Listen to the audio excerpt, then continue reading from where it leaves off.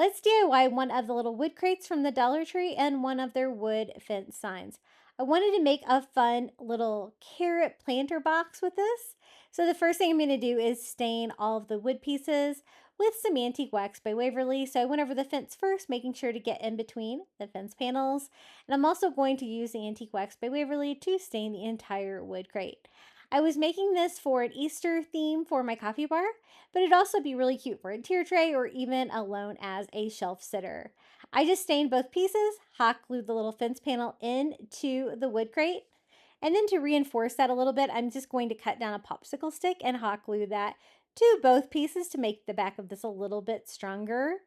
And I love how that looks. It's so cute. You can also paint it white too if you wanted to do that, or a pastel color. I filled the little box up with some reindeer moss and then some of the orange string carrots from the Dollar Tree. I can fit a total of 8 of them in there. And then, of course, we have to have a bunny digging in the garden. So I'm going to use one of the little bunny bum floral picks from the Dollar Tree. And we're going to simply just cut this down so it's a little bit shorter and add this here to our carrot patch. I think I want him right about here. Then I wanted to add a little bit of grass, so I'm using some of the Dollar Tree onion grass and just cutting down little small bundles of that I can add in between the carrot just to give it a little bit more interest. And this is how this little carrot planter box turned out.